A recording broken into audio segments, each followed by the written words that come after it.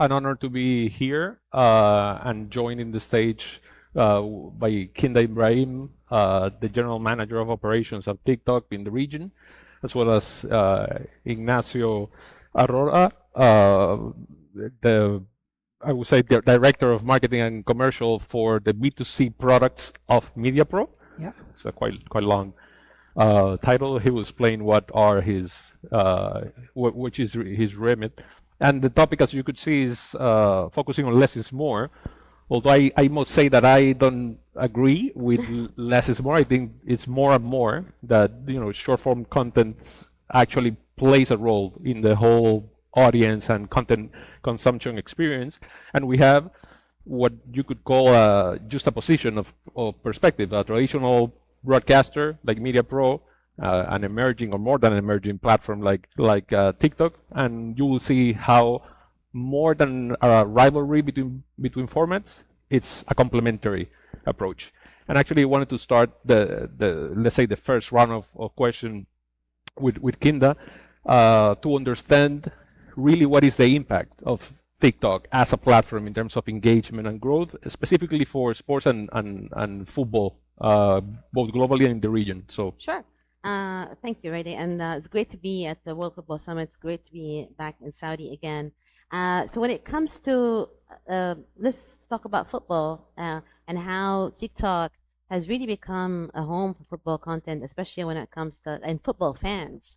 And when we talk about football content, we're talking about anything from match highlights, like match footage, behind the scenes, things like content from the clubs, from the athletes, from the team, from the broadcasters, but also content from fans and content from creators. So we've seen a lot of growth on football content on the platform. We're talking globally about more than, I'm just looking, you're gonna looking at the notes because there are some stats. I can't memorize everything by heart. So we're talking about more than 1,146 billion views globally of the football hashtag. And in the last 6 months in the region, we're talking about more than 25.8 billion views. So massive, massive, massive growth. And this not only applies to, as I said, the teams, the athletes, the leagues, the fans, the creators, but also we've seen a lot of surge when it comes to publisher content. Really starting, we've seen a kickstart around the World Cup and continue to grow. And we're going to give some examples around publishers, rights holders, broadcasters, continue to see that surge. So by means of anecdote, for example, we talk about the FIFA Women's World Cup that happened earlier this year. We've seen something like more than 38.2 billion video views globally and more than 2.9 billion views from the region, with Saudi Arabia being one of the top 3 countries in the region contributing to the views of this hashtag. So yeah, incredible growth. Absolutely. Actually, those are numbers that traditional TV broadcasts couldn't dream of. But what's your take in regards to the eruption of platforms like TikTok in terms of, I would say, getting the content closer to fans, and I would guess that reverting back positively on the traditional business model? Ignacio, what's your take there? Well, first of all, thank you to be here. This is a speech about to reach new audience, and so always a challenge to get new audience. And thank you for the people who choose us instead of other speech. So the challenge is on the table, is to reach new audience, and so thank you to you to choose us for to spend the afternoon.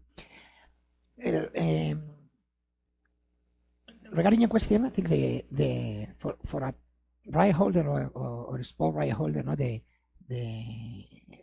regarding the audiovisual rights, the first thing is how they are going to collect the money, how much money they are going to reach. And so the first idea is I need a traditional broadcaster in order to broadcast my sports or my rights, and getting the money from them, and then using the platforms in order to enhance the content and to reach the audience with different kind of content. So the super plan is how how you can balance between those people who want to pay for your content and those people who want to share and to exchange your content. No?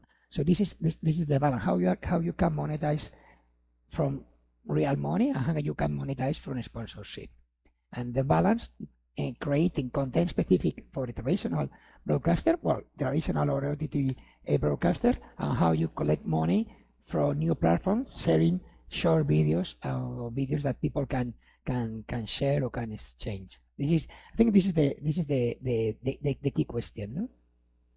Okay. And actually, you both touch on some common concept, which is content creation, which, for example, when we look at traditional sports games, it's kind of a given. The game lasts whatever it lasts. It is defined in a certain way. But I'm very curious from, let's say, as a content consumer, in terms of TikTok as a platform, which type of content could be more popular in terms of generating more engagement, let's say, with the audience? Yeah, so absolutely. So we talked about the sort of the highlights and the footage and behind the scenes being one pillar. That pillar comes usually from the broadcaster, from the team, from the league.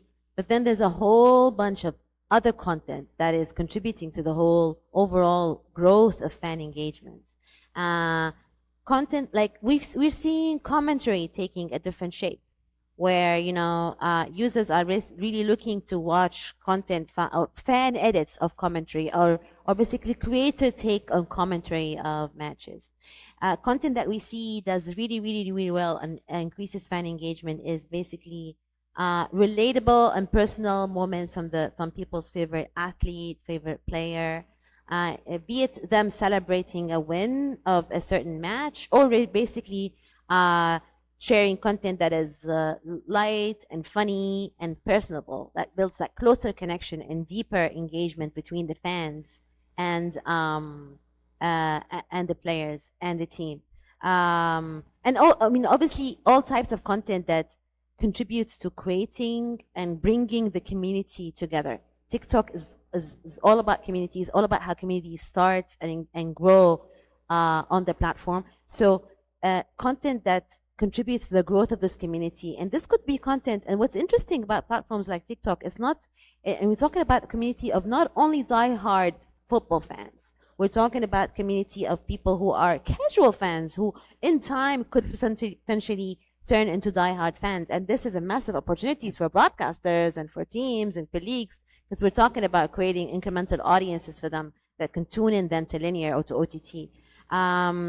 Immersive content that is community-driven, content that does not start and end at match day only, but extends way beyond match day. And we've seen a lot of people basically who are saying that they are interested in basically how sports content can extend to other genres of content, such as fashion, such as food, such as gaming, and many others. Yeah, absolutely. Actually, it's the new definition. I remember I was head of digital at a major sports property in Europe 10 years ago, and then we were focusing more on user-generated content. We wanted to achieve that level of engagement that our fans actually are part of the offering. Yeah. Now it's commonplace, and it's thanks to platforms and tools like the ones provided by TikTok. And actually, you mentioned that capability of that content uniqueness allows different monetization opportunities. In your case, Ignacio, I think you have an experience with your package for the World Cup, right, in the platform, using TikTok for acquisition. Yes, at the end, TikTok is the platform, no? So you can use in both reasons. You can broadcast your content and try to monetize, and we have a super relationship with them. Then we are going to show a case that it's absolutely amazing. But at the end, we are using TikTok in both reasons. So we are using to promote our content in order to engage, and this is important because, as you mentioned, when we create and launch some kind of content on TikTok, there is not only, well, not also on TikTok, also in Reels and Instagram, or even in the shorts of YouTube, we are showing that it's not people who are following us, or it's people that is focused on football. I mean, there is causal TikTokers who are just watching and spending the time with us. So this is absolutely incredible, because you think that you are just focused on a real football fan, but at the end it's people who like funny things, or who love to spend time with you. And don't forget that the idea is to spend much more time with you watching anything. No, this is the idea of the TikTok, and this is our idea. So we use in order to promote our content, but also we use TikTok in order to bring new customers to the OTT platform. So we created a campaign. The campaign was successful because we use, I mean, we invest, but not too much money. But then the organic campaign that was created was amazing. Let's 8 million people watching and sharing our spot. So at the end, if you think that you create a spot that is something that in the mind of the people is to buy something, no, because this is perversal. If you think it, because you are creating something to convince to the people to buy your product, and they are sharing for free your commercial. I think this is absolutely amazing. I mean, this is the super big idea, no? The $1 million idea. So, but we create the campaign. So we launch on TikTok, and the organic movement from TikTokers was absolutely amazing. I told you 8.5 million views in just 1 week. So, I mean, if you need, you have to, and this is very important, and I want to look, and I want to tell you, it's important to create a team, a social media team, with people who think like a TikToker. I mean, all of us can think that we can create a new content, and everybody can have an account who can do a video. But if you are not thinking that people who want to watch this kind of content, probably you are doing. You are not create the roots on the earth. No? I mean, it's the most important thing is to get on your team people who can think like the people who are watching this kind of content. I just want to add on the monetization. In addition to what you said, there are also like ways where be it broadcasters or creators can monetize. So let's start with broadcasters and rights holders. We launched Pulse Premiere, one of our solutions that enables basically broadcasters and right holders to monetize the short form content that we're talking about on TikTok by basically making this content available for brands to associate with because it's high quality content, it's very premium content, and it's in a brand safe environment. So that's from a broadcaster perspective. But from a creative perspective, I think the relationship that what we're seeing is that basically how leagues, how teams are working with content creators because for leagues and teams, they need this innovation, this engagement that the creators can create. So they are working with content creators to kind of help create the buzz, create the engagement around the teams, around the league. So that's providing creators with rewards, be it monetary or basically some sort of any sort of rewards. And from our perspective, we facilitate basically. I was gonna say brands, and then brands in this case can be leagues, can be teams, to reach creators at scale through one of our monetization platforms that's called TikTok Creator Marketplace. So it enables these brands to work with content creators at scale to generate campaigns that can help with acquisition, as you said, customer acquisition, or increasing engagement, and provide those creators with basically means to generate additional revenue.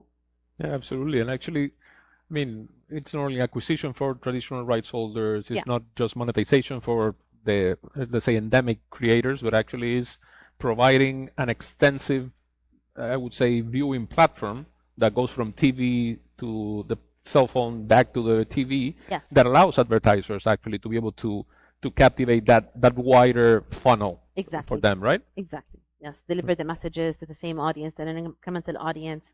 And the attention span is very, very short, so it's important to kind of get the consumer when they're engaged the most. And you know, exactly as you said, from linear to the platform to the cell phone back to the linear is very important. Yeah, absolutely. And actually, going a little bit deeper in terms of fan engagement strategies, I know that Mediapro has an experience, and actually I think we have a video for that, which is how they leverage TikTok to actually be able to provide deeper engagement around your La Liga production and coverage, right? If you want, let's play the video first, and then you can tell us a little bit Yeah. more about what went there and how it worked.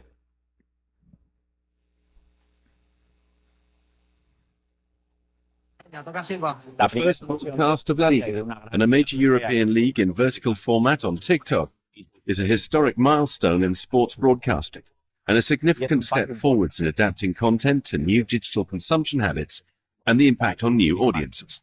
This broadcast represents yet another advance in La Liga's strategy in appealing to new audience segments, new models of content consumption which are already out there and in use in the field of broadcasting, and also now in football. A groundbreaking action with stunning results. A historic initiative made possible thanks to the production carried out by the Mediapro group. Altogether, between the pitch, the outside broadcast unit, and the broadcast centre, there are more than 30 broadcast professionals working on this deployment. Yes, it is a major challenge for the Mediapro group, because we started out with the idea to broadcast in vertical format, which is already a challenge. Plus, we have the content of a football match, where you generally have a lot of pans with horizontal footage. Adapting the graphics has been a real challenge for us, since on the one hand we focused on conserving the essence of the current La Liga graphics for every match, and then trying to see how to integrate that so it could coexist with all the other features common to a TikTok broadcast.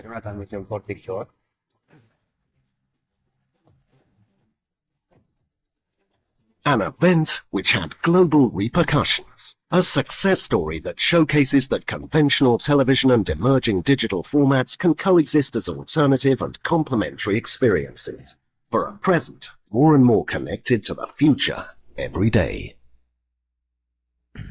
So, Ignacio, can you tell us a little bit more about how that idea came about? Because in the end, what you did is you flipped the viewing experience 90 degrees, right? So, what was your experience with that? Well, that's what I'm trying to explain. When you have to think in a TikToker, you have to create something specific for them.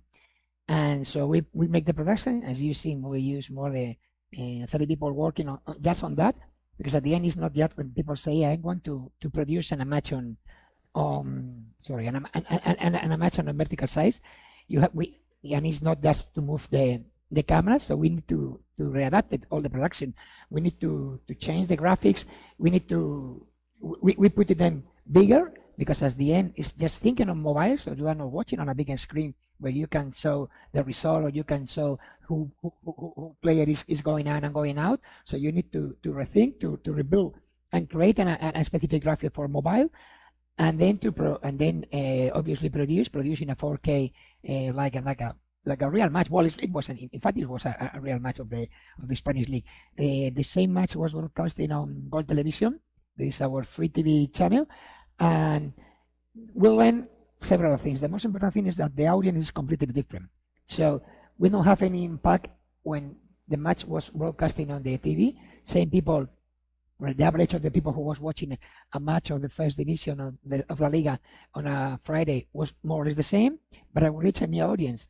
We have like 1.2 million likes. It's like people were watching, and one of the most important thing is not all the people who at the end watch you, because it's close like 700,000 people, is that more than 500,000 people, so more than 500,000, watch more than 6 minutes length. I mean, the title of this conversation is short is less. It's true, but at the end we try to put the same content that is on traditional TV. That's the full match. There is 90 minutes on a mobile for any audience. More than 500,000 watch more than 6 minutes. When people on TikTok, I don't know, but probably the average times, not all the time that is spending there, because I have 3 kids, so I know how many time they are spending.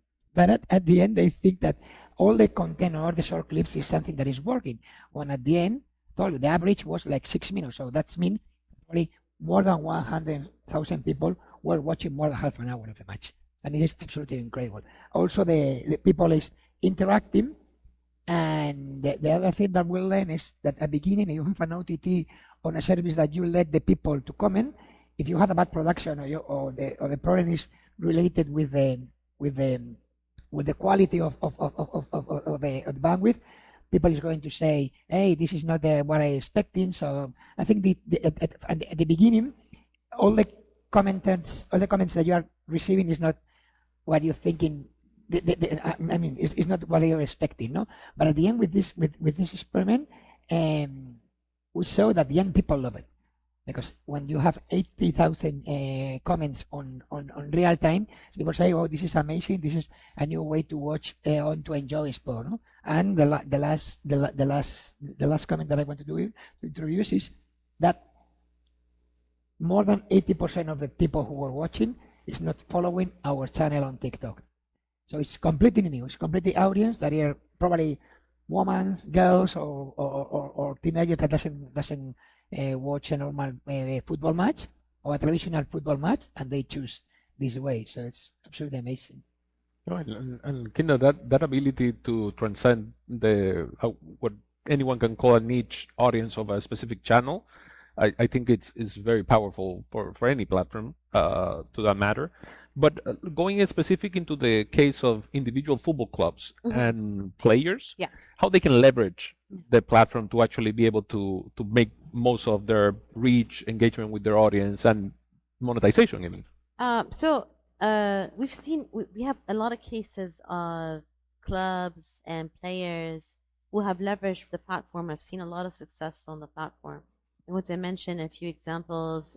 So Three Lions and Lioness really reached a lot of success on the platform. We've seen players, as I mentioned, I think, like Sergio Ramos sharing basically big celebratory moments, and big players like Cristiano Ronaldo basically sharing personal moments, and that has this, being closer to the fans, using the platform to build that connection with your community, or deeper connection with the community, allows you to see a lot more success when they use it for behind the scenes, for training sessions, for that kind of content that really is very, very relatable, not only for the diehard fans again, but basically also for the casual fans.